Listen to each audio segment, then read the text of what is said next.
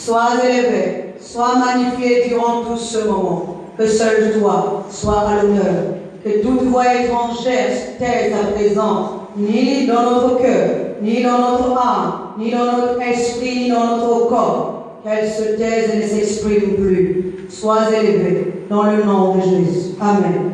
Amen. Amen. Amen. Nous demandons à une personne de nous faire notre première lecture. Dans le livre de 2 Samuel, le chapitre 11, de 2 à 4.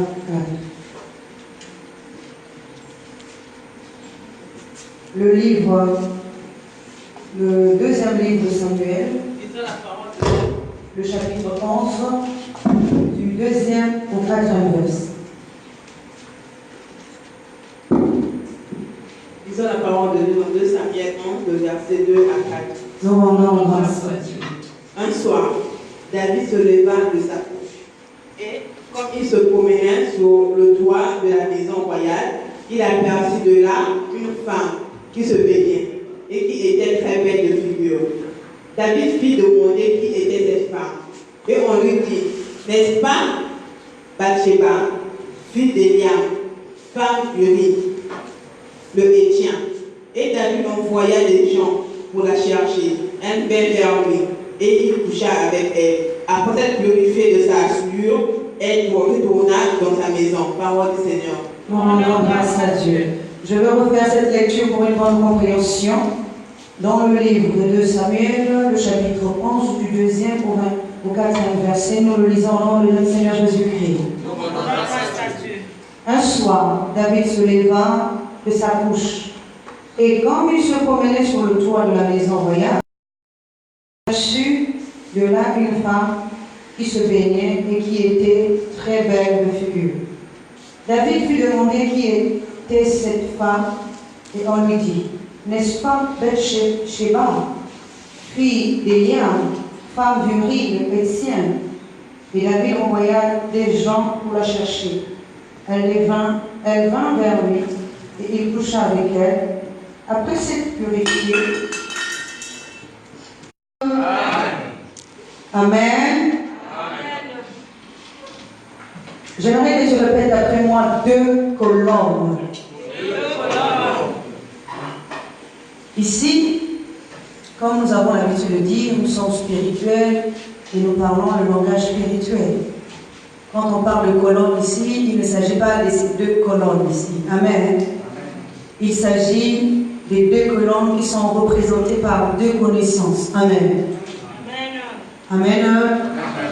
2 connaissances. Connaissances terrestres et connaissances célestes. Qui sont les connaissances. Apocalypse 3 nous dit, dans le 12e verset, à celui qui vaincra, je ferai de lui une colonne dans le temple de mon Dieu, et il n'en sortira plus. J'écrirai sur lui le nom de mon Dieu, et le nom de la ville de mon Dieu, de la nouvelle Jérusalem qui descend du ciel, d'auprès de mon Dieu, et mon nom nouveau. Amen. Amen. Nous voyons ici que la parole de Dieu nous dit, à celui qui vaincra, je ferai de lui une colonne.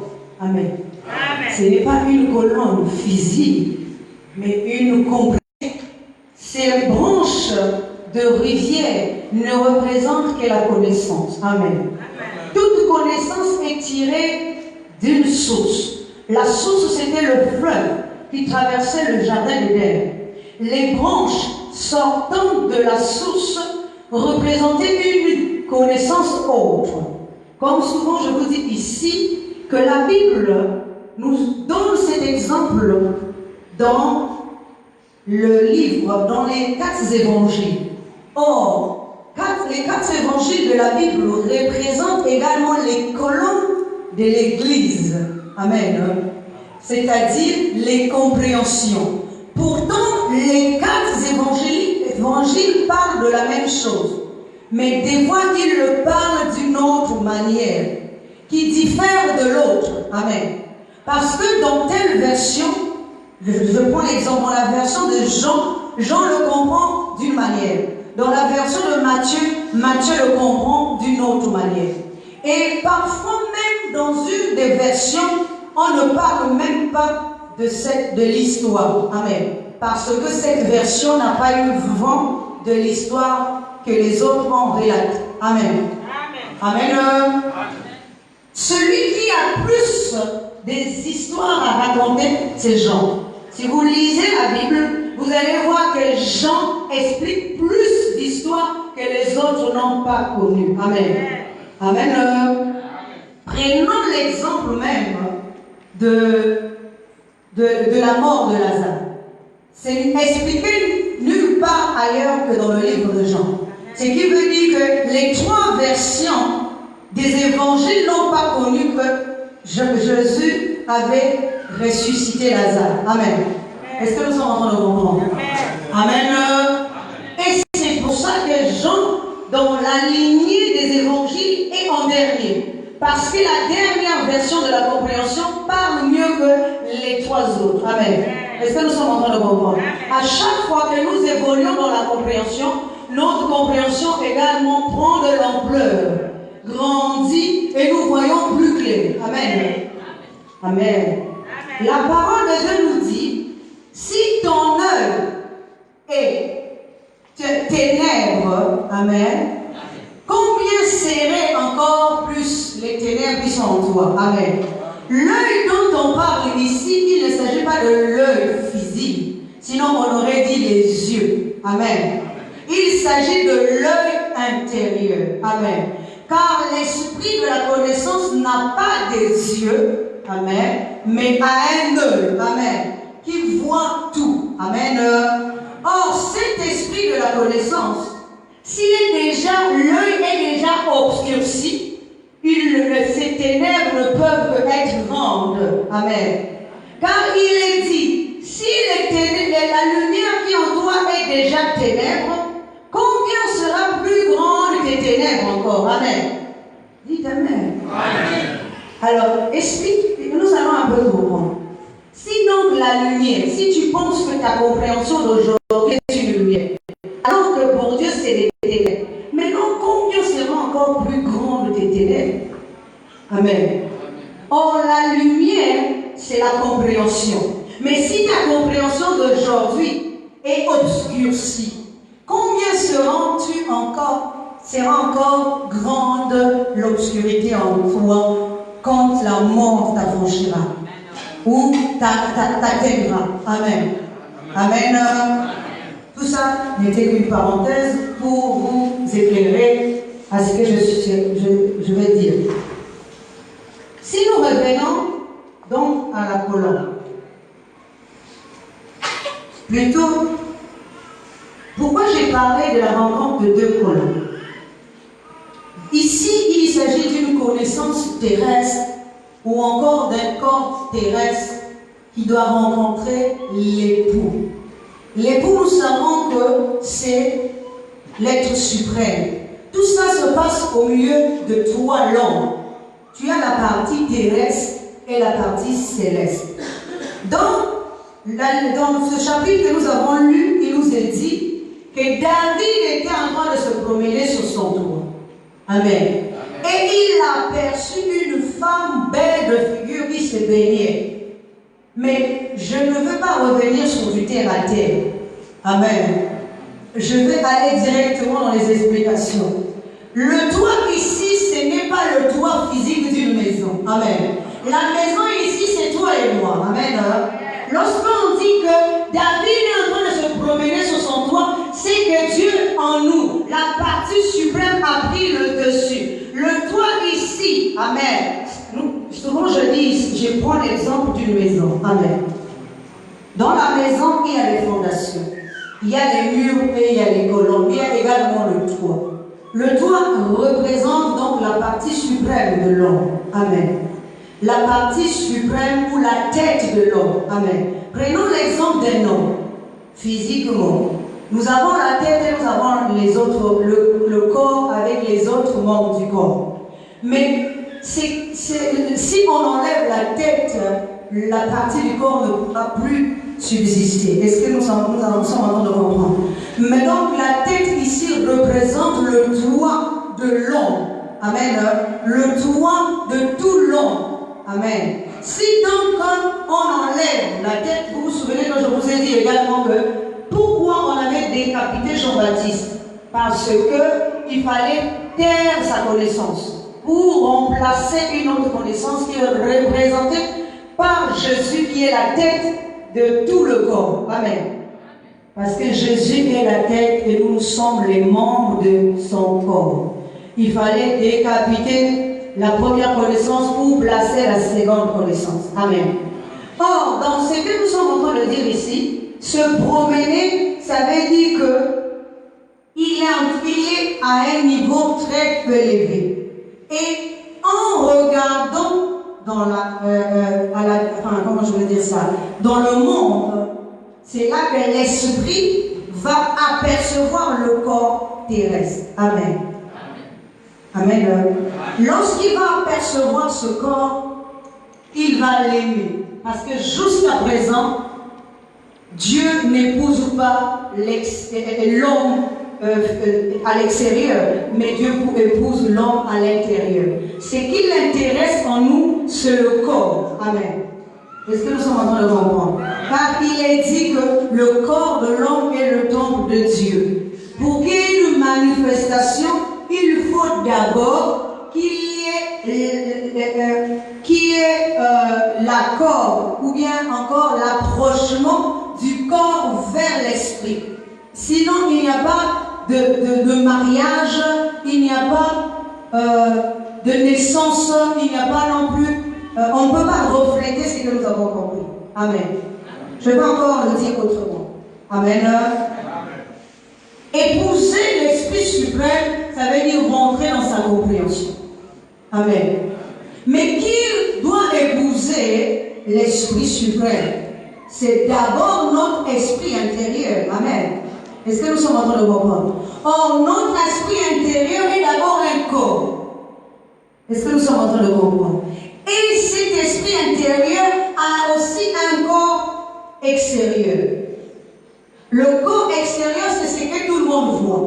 Mais personne ne voit notre corps intérieur qui est notre esprit. Mais qui est également le corps de la divinité en nous. Amen. Or, lorsque la divinité s'intéresse à l'esprit, c'est qu'il a trouvé cet esprit belle de figure. Amen. Or, l'esprit qu'il voit, c'est l'esprit qui est déjà préparé pour pouvoir attirer et l'intéresser. Amen. Dieu ne peut pas s'intéresser à qui que ce soit s'il est obscur. Amen. Amen. Dieu s'intéresse déjà à l'esprit qui est belle de figure. Or, belle de figure ici représente l'esprit qui est en train de comprendre. Amen. Parce que l'esprit qui ne comprend pas n'est pas belle de figure.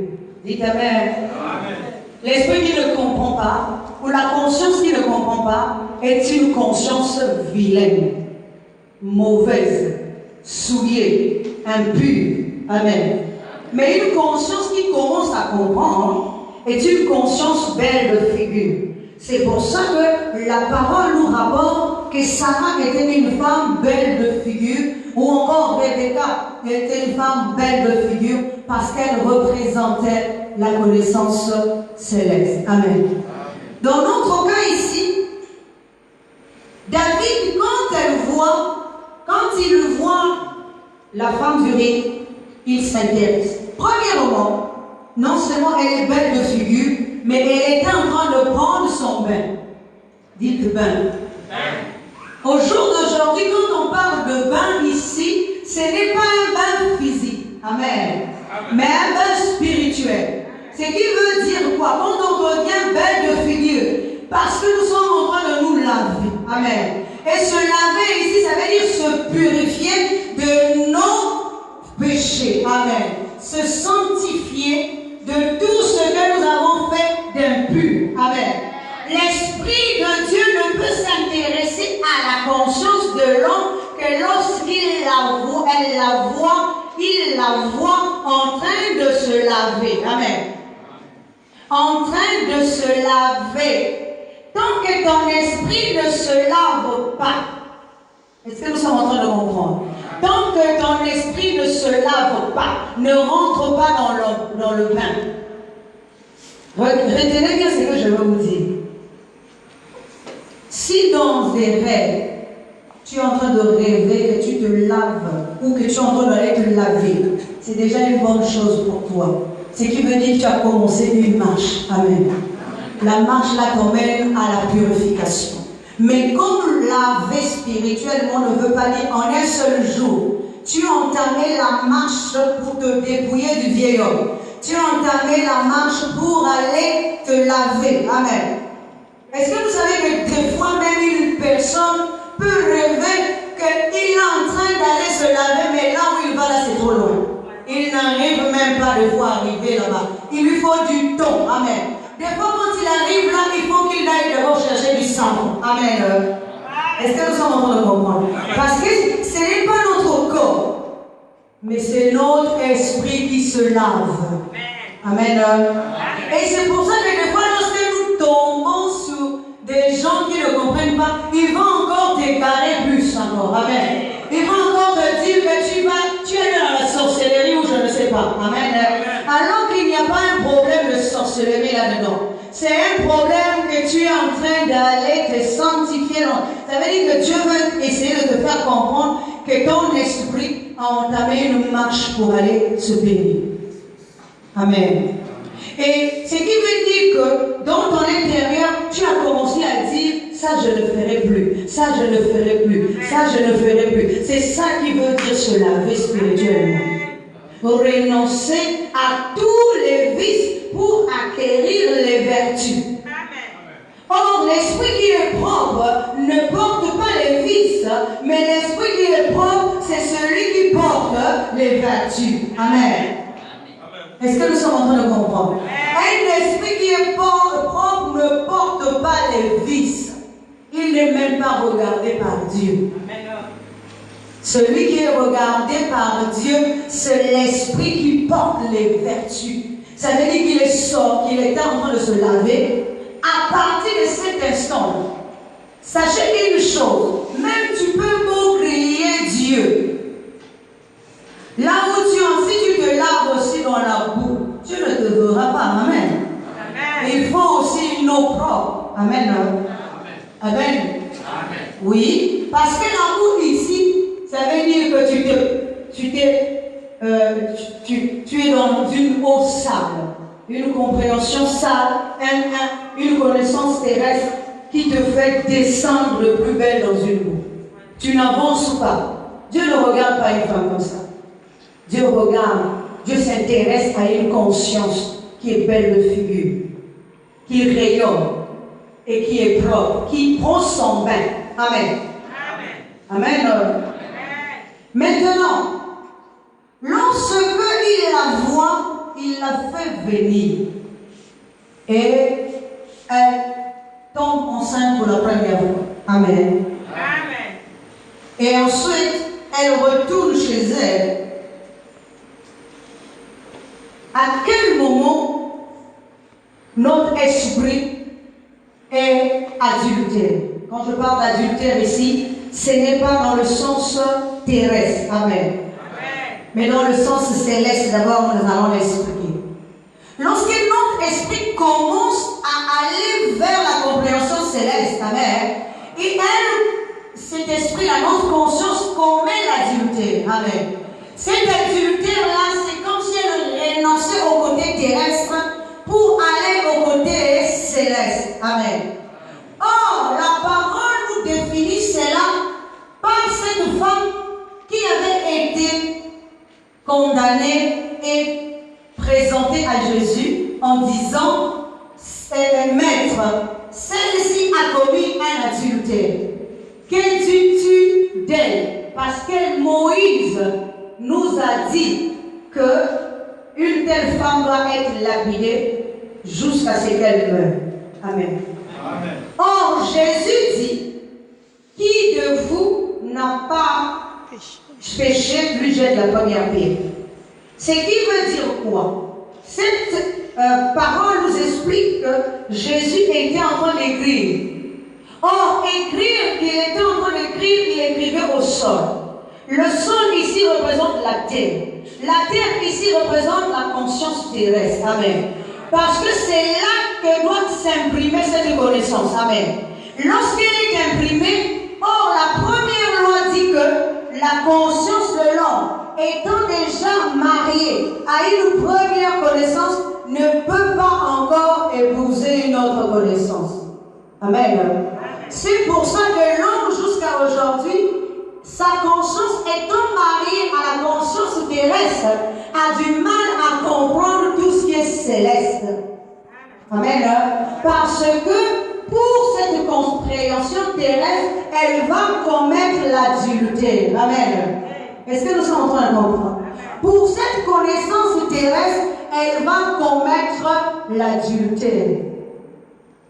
Parce qu'en réalité, lorsque nous nous tournons du côté terrestre pour aller vers le côté céleste, nous commettons spirituellement un adultère. Amen. Parce qu'au préalable, notre conscience n'était pas mariée avec la conscience céleste, mais était plutôt avec la connaissance céleste, mais était mariée avec la connaissance terrestre. Car jusqu'aujourd'hui, l'homme n'a connu que ce qui est terrestre. Et maintenant, il est en train de se retourner pour voir ce qui est terrestre, céleste. Et donc, dans son esprit, il commet l'adultère. Amen. C'est pour ça qu'on reflète cela, ou on illustre cela lorsqu'on amène cette femme devant Jésus. Et Jésus dit, qui de vous n'a pas péché, lui jette la première pierre. Ce qui veut dire, si elle est souillée, donc vous, ici, vous êtes purs. Amen. C'est la pierre, quand on parle ici, ce n'est pas de jeter une pierre physique, mais de présenter un corps qui est net, qui est pur. Amen. Vous vous souvenez également que David, pour vaincre Goliath, il a fallu qu'il lui jette la première pierre. Et c'est cette pierre qui a fait éteindre Goliath. Or, Goliath représente les ténèbres. Amen. Goliath représente les ténèbres. Et pour détruire les ténèbres, il n'y a pas besoin de beaucoup de choses. Dites Amen. Amen. Est-ce que vous savez que pour détruire les ténèbres, on n'a pas besoin de beaucoup de choses? Il suffit de présenter un corps pur. Et les ténèbres vont se détruire. Il suffit de présenter un corps de lumière. Lorsque tu rentres dans la lumière, les ténèbres s'arrêtent automatiquement. Amen. Les ténèbres tombent automatiquement. Il n'y a pas besoin de 1000 compréhensions, 1000 choses. Amen. Il y a juste besoin que tu rentres dans la compréhension céleste. Amen. Si tu rentres dans la compréhension céleste, tu fais tomber les ténèbres au-dedans de toi. Les ténèbres vont éclairer tout ton être, plutôt la lumière va éclairer tout ton être, et c'est là que les ténèbres vont automatiquement disparaître. Amen. Il n'y a pas besoin de 1000 choses. Amen. Il n'y a pas besoin de combattre avec l'épée contre l'épée, non. C'est juste que tu rentres dans la compréhension et les ténèbres disparaissent en toi. Amen. Parce que les ténèbres, ce n'est pas la nuit physique. Amen. Les ténèbres ici, c'est l'incompréhension qui est au-dedans de toi, l'ignorance. Amen. Lorsque tu rentres dans la lumière, tu commences à comprendre, les ténèbres également tombent toutes seules. Amen. Elles disparaissent. Elles ne règnent plus en toi. Mais ce qui veut dire que jusqu'à présent, si les ténèbres règnent, c'est que tu es encore marié aux ténèbres. Pour que tu quittes les ténèbres, quand tu es lié aux ténèbres, tu es obligé de commettre un adultère spirituel. Amen. Amen. Amen. Parce que tu ne peux pas avoir la force de quitter le mal sans connaître d'abord la vérité. Est-ce que nous sommes en train de comprendre? Tu ne peux pas quitter le mal si tu ne rencontres pas d'abord la vérité. Il faut que tu rencontres d'abord la vérité et que tu dises, oh, mais finalement celui-là était le mauvais mari, je vais m'attacher à celui-ci. Amen. Est-ce que nous sommes en train de comprendre? Si tu ne dis pas dans ton esprit, si tu ne rencontres pas le bel homme qui est la vérité, le bel homme qui est la lumière, amen, tu ne vas pas quitter également le mauvais homme qui est les ténèbres. Amen. Est-ce que nous sommes en train de comprendre? Il y a un adultère qui est nécessaire dans la vie de l'homme. Ce n'est pas l'adultère physique dont je suis en train de parler, mais je parle de l'adultère spirituel qui te pousse à aimer une chose, amen, et après à regarder maintenant faire la différence, amen. Dites amen. Amen. Oui, nous allons prendre ce même exemple. Regardez d'abord l'histoire de Marie, mère de Jésus, fiancée à Joseph. Amen. Dieu s'est intéressé à lui, à elle. Dites amen. Amen. Dieu était sur son toit. Amen. Il était en train de marcher. Amen. La seule femme qu'il a vue là, c'était Marie. Une conscience bonne et pure. Une conscience vierge qui s'est lavée. Amen. Pour être vierge, ce n'est pas la virginité physique. Dites amen. Tu peux garder ta virginité physique, tu n'épouseras pas Dieu. Mais tu gardes une virginité spirituelle. Ce qui veut dire que tu as renoncé à toute chose qui est mauvaise. Et lorsque tu rentres, donc tu t'es lavé, tu es belle de figure et Dieu te remarque. Amen. Dieu envoie un ange venir te chercher. Dis amen. Dieu pose d'abord la question, qui est celle-là? Amen. C'est la femme d'Uri ou encore c'est la femme de Joseph. Amen. Mais Dieu ne voit pas Joseph. Amen. Joseph ici représente le corps extérieur, les ténèbres qui étaient dans la femme. Amen. Mais il ne voit pas le corps, il ne voit pas les ténèbres là, mais il voit la femme qui s'est lavée, qui est devenue propre, qui est vierge devant Dieu. Amen. Et dans le cas de Marie, il va envoyer l'ange l'annoncer la bonne nouvelle. Que l'ange de Dieu viendra sur toi. Tu tomberas enceinte et tu enfanteras un fils. Amen. Oui, l'ombre de Dieu viendra sur toi et tu enfanteras un fils. Mais il a fallu d'abord, c'est comme si on va d'abord chercher la femme pour l'emmener à Dieu. Amen. Pour que Dieu pose sa sémence. Amen. On ne peut pas. Est-ce que nous sommes en train de comprendre? Ce n'est pas Dieu qui descend vers la femme. Amen. Mais c'est la femme qui va vers Dieu. Dites amen. Amen. Parce que l'ange prépare la conscience de la femme pour qu'il vienne à elle pour déposer la sémence. Amen. Donc c'est là, si nous voyons qu'il y a des similitudes entre les deux choses, David qui voit cette femme, amen, et la femme est emmenée à lui, amen, jusqu'à ce que il ait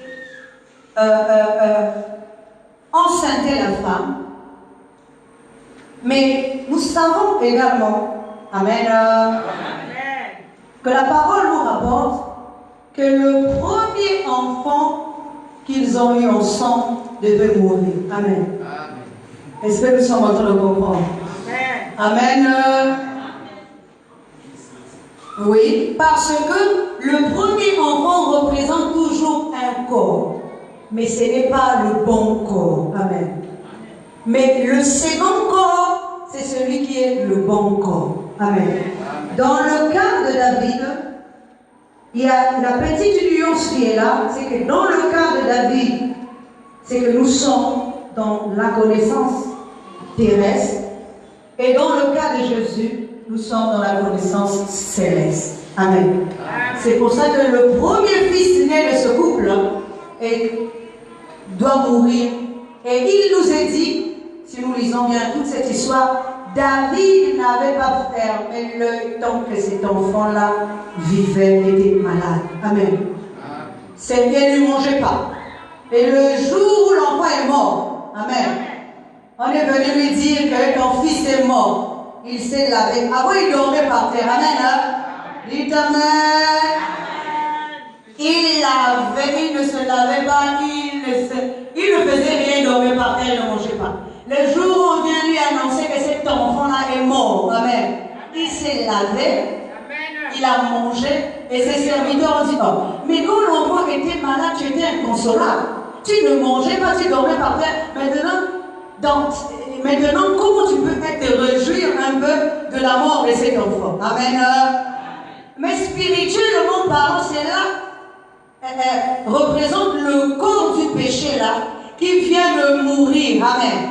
Parce que, quand on ne va pas dans l'ancienne connaissance, amen, cela représente le corps du péché. Amen. Or, dans la nouvelle connaissance, nous voyons même, si nous voyons même, il fallait d'abord aussi que Jésus meure, amen, pour qu'on tue le corps là, amen, le corps du péché, afin qu'il se retrouve dans le deuxième corps, amen. Est-ce que nous sommes en train de comprendre? Alors, pourquoi je dis la rencontre de deux colonnes? Les deux colonnes ne sont pas hors de l'église, mais les deux colonnes sont dans l'homme, amen, qui est l'homme qui est représenté par l'église, amen. Les deux connaissances sont là. Nous allons prendre l'exemple de Samson. Il nous a dit que Samson était un homme très très très fort. Il avait une puissance qui était dans sa chevelure. Il ne fallait pas qu'on lui coupe les cheveux. Qu'on lui coupe les cheveux. Or, les cheveux représentent la connaissance. Amen. Toute personne qui se voit même dans le rêve avec les cheveux coupés, quand je dis cheveux, surtout une femme, c'est que cette personne manque de connaissance. Amen. Et donc, la connaissance qu'avait Salomon, c'est ça qui lui rendait fort, robuste. Amen. Nul ne pouvait l'égaler. Samson plutôt. Nul ne pouvait l'égaler parce que celui qui a la connaissance là, amen, est très puissant. Amen. Or, à la fin, avant de mourir, Samson savait que pour qu'il meure, il fallait qu'il détruise les deux colonnes du temple là où il était. Dites amen. Si il pousse les deux colonnes vont tomber, et lui également il mourra avec les deux colonnes, et la maison, toute la maison tombera. Amen. Ou encore tous les édifices tomberont. Amen.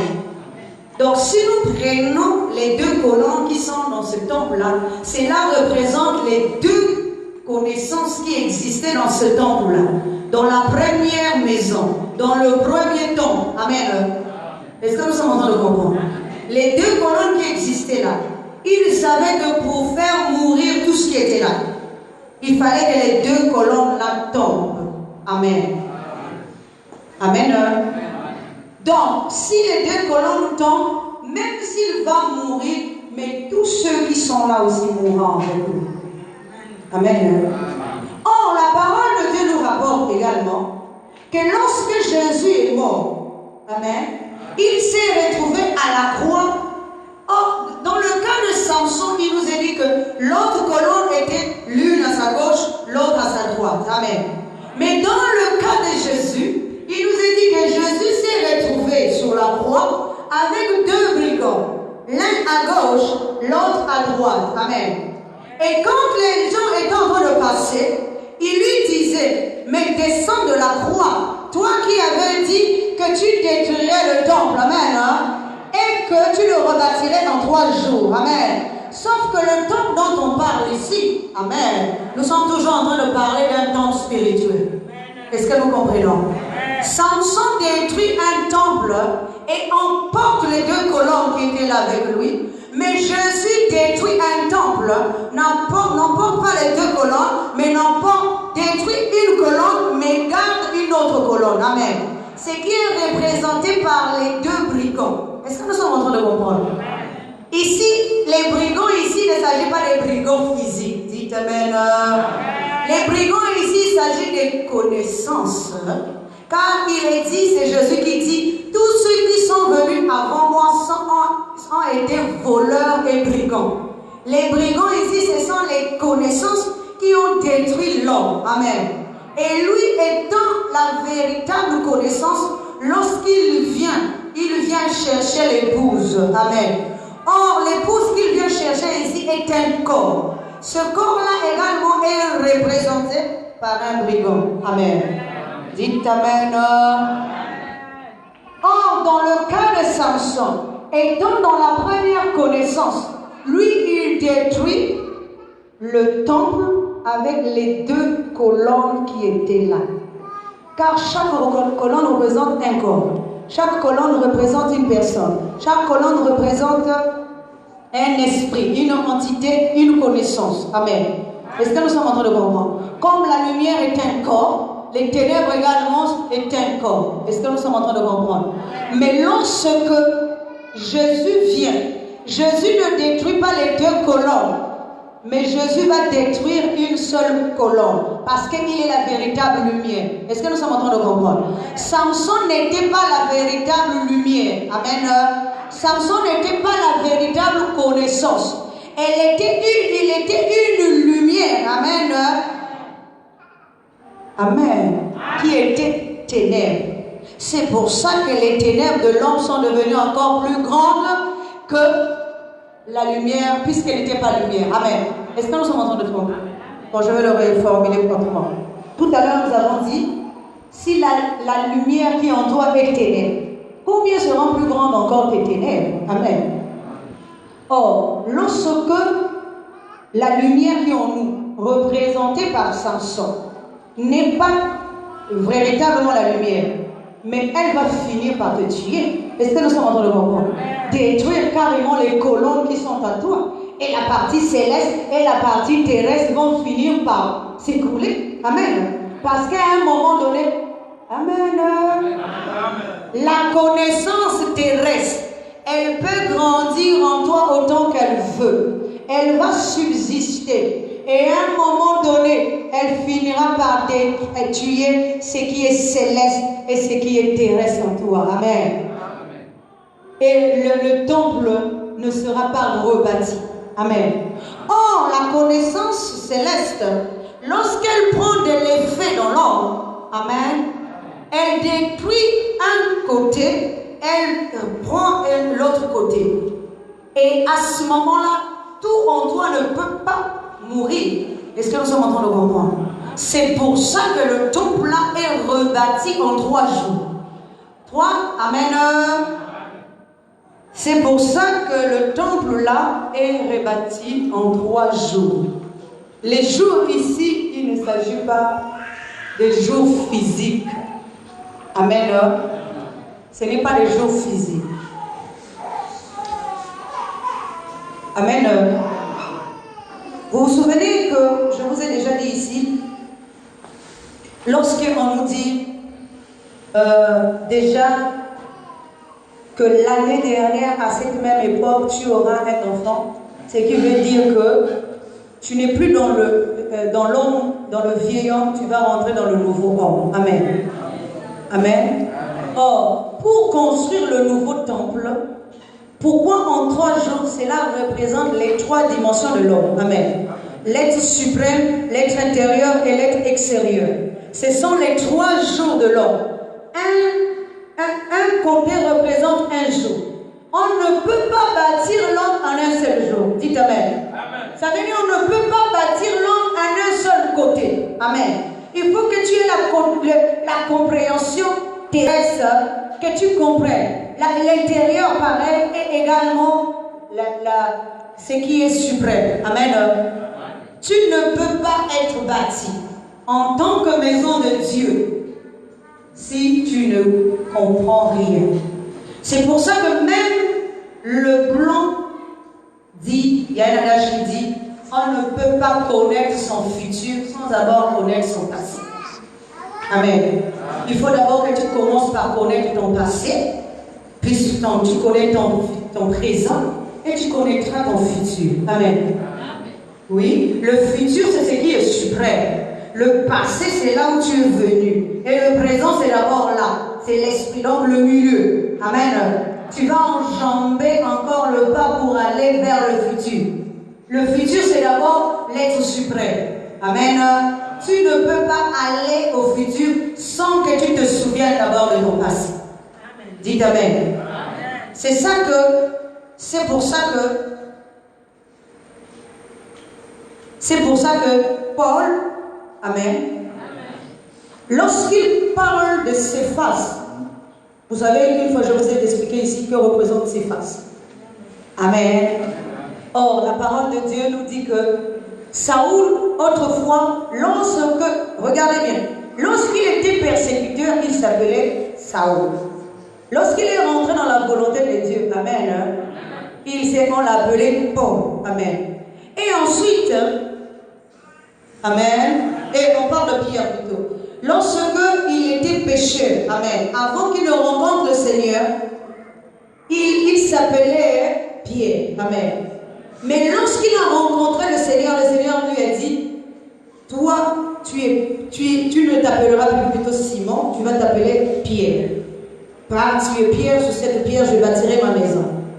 Ce qui veut dire que lorsque nous sommes dans l'état, l'homme est dans l'état de la dispersion, il est comme un ciment, c'est-à-dire comme une poudre, quelque chose qui est dispersé.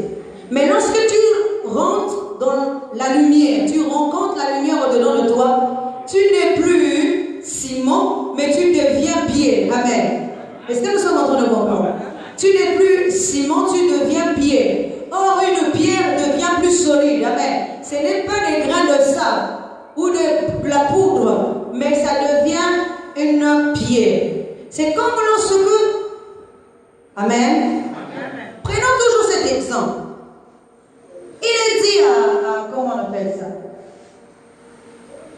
À Abraham. Que Abraham, tes enfants seront aussi nombreux que le sable au bord de la mer et les étoiles dans le ciel. Celui qui arrivera à les compter pourra compter. Les étoiles pourra compter des enfants. Amen. Dites Amen. Amen. Oui.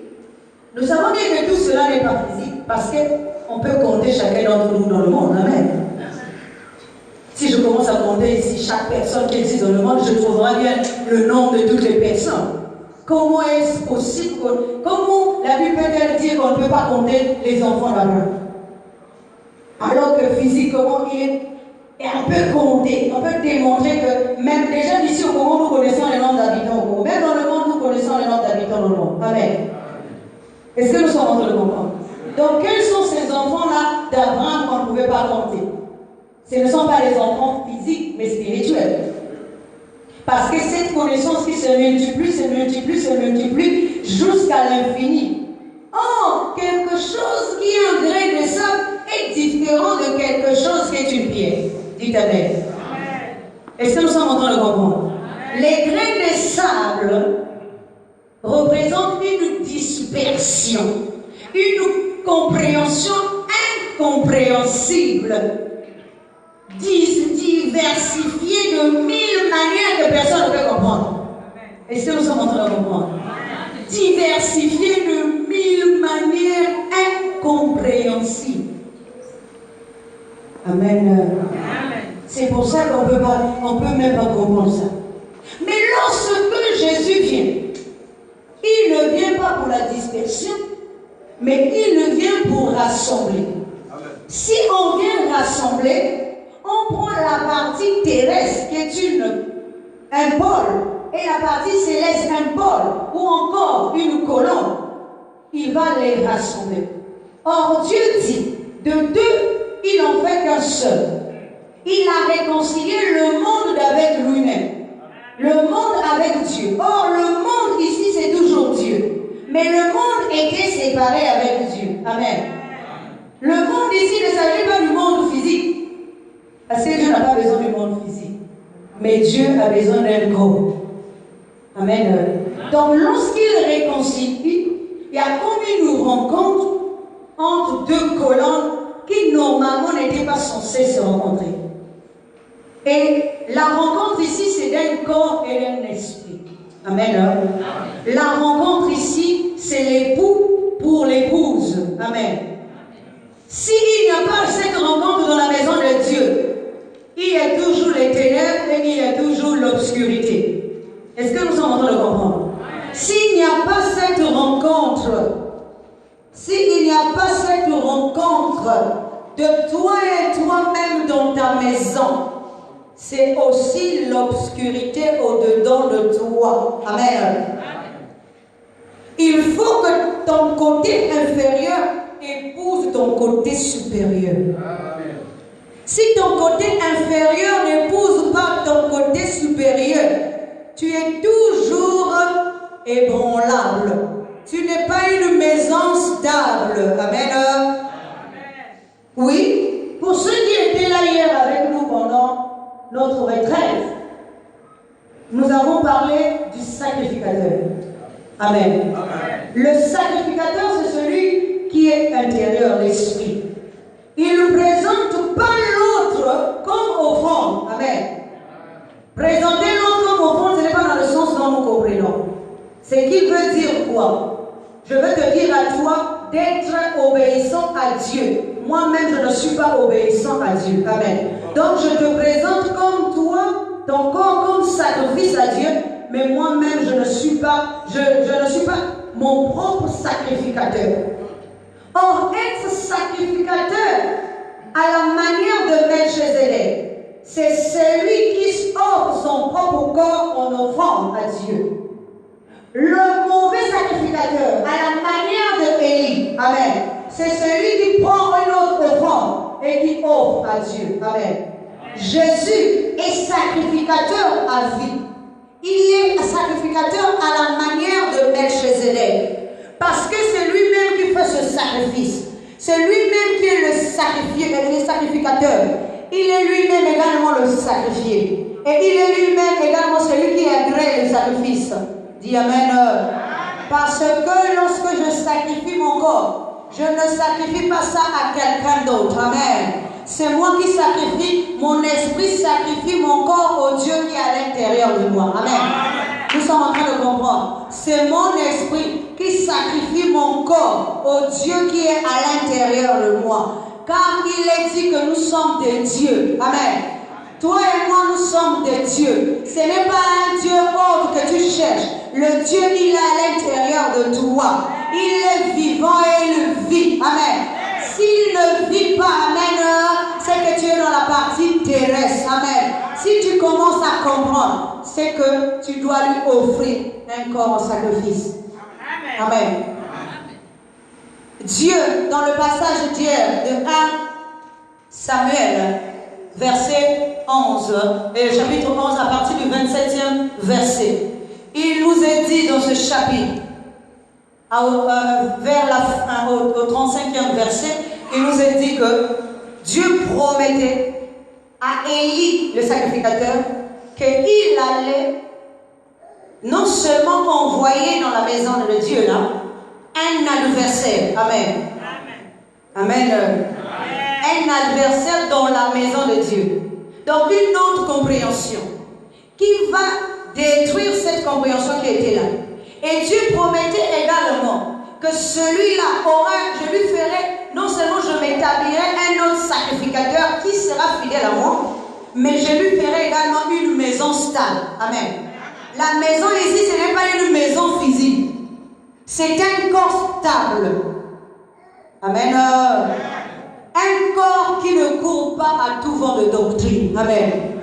Un corps qui reste figé à une seule et même compréhension. Que tu manges, que tu ne manges pas, que tu sois malade ou pas, mais ton esprit doit demeurer dans un corps stable. Ton corps ne t'emmènera pas à gauche ni à droite, parce que tu es le bon sacrificateur dans la maison de Dieu. Tu as offert ton corps à une seule compréhension. Tu as pris la partie inférieure de toi et tu l'as fait épouser la partie supérieure de toi-même. Il n'existe plus d'autre compréhension. Même si la voix étrangère vient à toi, tu lui dis arrière de moi, Satan. Amen. Parce que la voix étrangère peut venir de ton frère comme de toi-même. Amen. Est-ce que nous sommes en train de comprendre? Quelle est donc la maison où est situé ton esprit? Quel service fais-tu dans la maison de Dieu? Es-tu le meilleur sacrificateur qui est fidèle? On dit bien sacrificateur fidèle. Donc ça veut dire que les autres sacrificateurs étaient infidèles. Pourquoi infidèles? Parce que dans le passage que nous avons lu hier, il nous a été dit que quand on présentait l'offrande à Dieu, on prenait les enfants d'Élie, prenaient la partie de viande crue pour eux et ils donnaient la viande cuite et une petite partie à Dieu. Dites Amen.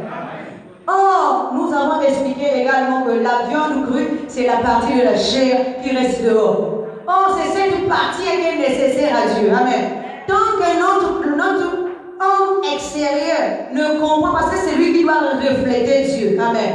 Tant que ce côté ne regarde que la partie extérieure, c'est la meilleure partie de la viande qu'on offre à l'homme. Amen.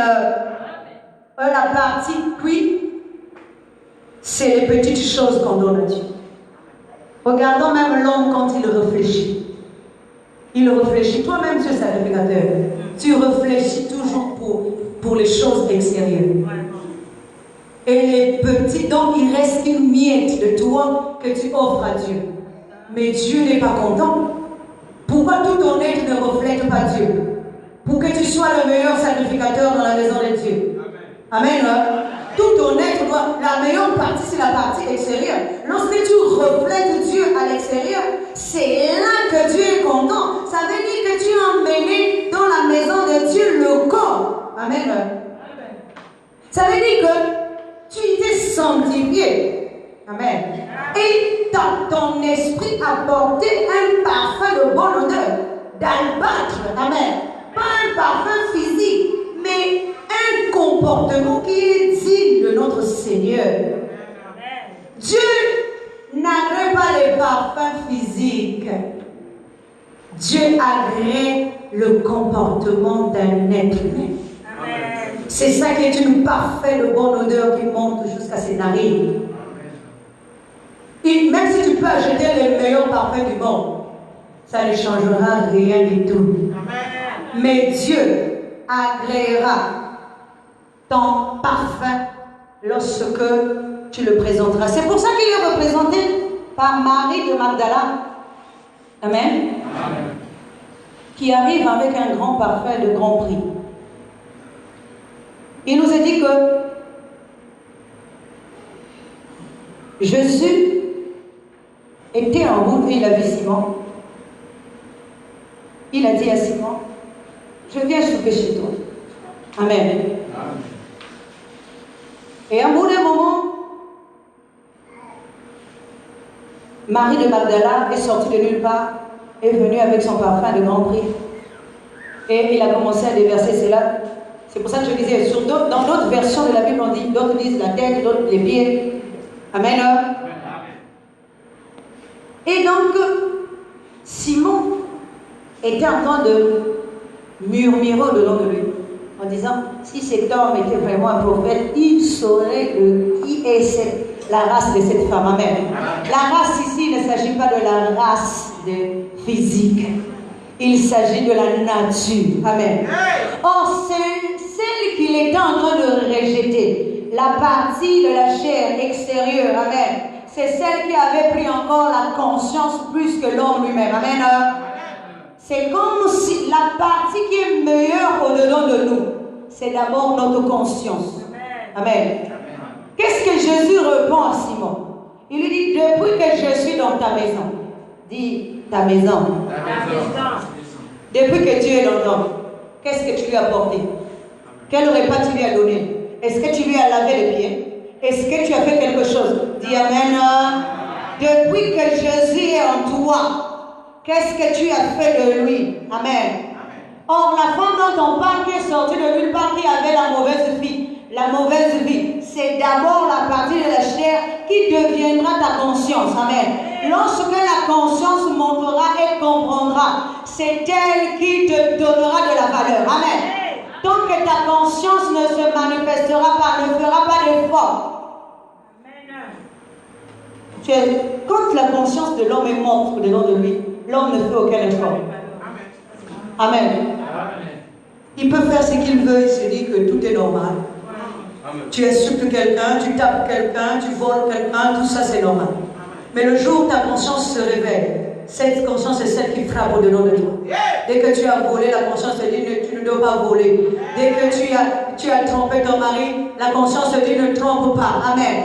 Sache qu'au jour d'aujourd'hui, si tu voles, si tu commets l'adultère, l'infidélité, si tu fais tout ce qui est mal, tout ce qui est infidèle, ou tu vas chez les féticheurs et toutes ces choses-là, c'est que ta conscience est morte encore au-dedans de toi.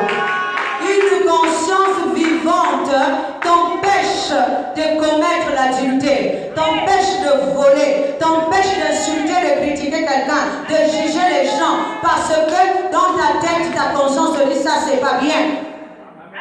Mais ta conscience qui ne parle pas, c'est une conscience morte. Une conscience morte. Il faut aller la réveiller. Donc jusqu'à présent, elle est adultère. Amen. Elle est mauvaise vie. C'est une race de vipère. Amen. Ta conscience est une race de vipère. C'est pour ça que Simon a le droit de dire, mais le prophète là ne voit-il pas que cette femme-là est de quelle race est-elle? Amen. Mais sache que le Dieu qui est en toi, depuis qu'il est là, il n'a jamais été honoré. Que seulement le jour où ta conscience se réveillera. Lorsque ta conscience se réveillera, c'est un parfum de grand prix que tu offriras à Dieu. Est-ce que nous sommes en train de comprendre? Et lorsque ta conscience viendra se soumettre à l'époux, dites Amen. Croyez-vous? Déjà la parole de Dieu nous dit quoi? Que Marie de Magdala va pleurer aux pieds, donc sur les pieds. D'autres disent que c'est le parfum. D'autres versions des évangiles disent que c'est le parfum qu'il a renversé dans les pieds et qu'elle a renversé sur les pieds de Jésus. D'autres versions disent qu'elle a pleuré et c'est des larmes qui ont coulé sur les pieds et elle a commencé à essuyer avec ses cheveux. Amen. Or, nous avons dit ici que les cheveux représentent la connaissance. Amen. Sa partie qu'elle sanctifie ici, les pieds représentent la partie terrestre, que jusqu'à présent était comme la partie méconnue, on va dire. Amen. Est-ce que nous comprenons? C'est la partie terrestre qui a été sanctifiée par cette compréhension ou encore par cette conscience. Amen. Parce qu'un coup, on lave la tête et plutôt on verse sur la tête et d'un coup, on verse sur les pieds. Or, que ce soit la partie du pied et la partie de la tête, ce sont les deux colonnes de l'homme. Amen. Mais un seul être en nous peut les rassembler. Amen. C'est notre esprit intérieur qui devient sacrificateur, qui est notre conscience. C'est elle qui peut rassembler et la partie terrestre. S'il sanctifie la partie terrestre pour qu'on épouse également la partie céleste. Afin de faire de deux êtres, il en fait un seul être. Amen. C'est pour ça que Jésus, de deux êtres, il en a fait un seul. Il a réconcilié l'un avec l'autre. Amen. Le but ici, c'est que nous puissions réconcilier celui qui est suprême en nous et celui qui est inférieur en nous. Amen. Amen. Parce que si au jour d'aujourd'hui, nous ne mettons pas en exergue ce qui est suprême en nous, c'est parce que nous sommes trop dans ce qui est inférieur en nous. Est-ce que nous comprenons? Nous sommes trop bas. Nous sommes dans la connaissance basse. Mais alors qu'il n'y a pas que la connaissance basse, mais il y a également la connaissance haute, céleste. Amen. Donc si nous voulons réconcilier et être des vrais divins, mais il faut maintenant que la connaissance basse épouse la connaissance céleste en nous, se rencontre en nous. Et vous savez que, dernièrement, je vous ai dit également que la rencontre ici se passe au niveau du bruit, qu'on le veuille ou pas. Il faut qu'à un moment donné, que ton être inférieur se dise, il faut que je retourne à la source. Et que ton ordre suprême aussi descende à la source pour la rencontre. La source ici, c'est d'abord celui qui est intérieur. Amen. Si l'autre est très haut, l'autre très bas, ils ne peuvent jamais se rencontrer. Il faut qu'il y ait un point de rencontre. Amen. Le point de rencontre ici, c'est notre esprit. Amen. Car nul homme ne peut voir Dieu sans mourir. Amen. Or, l'homme qui voit Dieu ici, il ne s'agit pas de l'homme intérieur. Amen. L'homme extérieur ne peut pas voir Dieu, évidemment. Mais l'homme intérieur peut voir Dieu parce que cela se passe à l'intérieur de soi-même. Est-ce que nous sommes en train de comprendre? Ce n'est pas à l'extérieur. L'homme extérieur ne peut pas voir Dieu, évidemment. Mais l'homme intérieur peut voir Dieu parce que l'homme intérieur est fils de Dieu. Il est dit que ceux qui doivent prier Dieu doivent l'adorer en esprit, en vérité. Vous devez devenir esprit.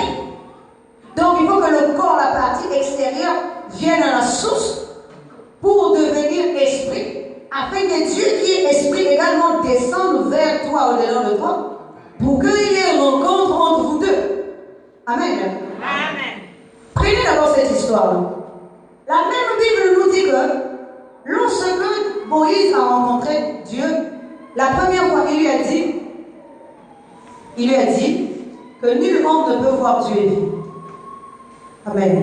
Amen. Dieu était même obligé de mettre dans un rocher pour passer et Moïse a dit le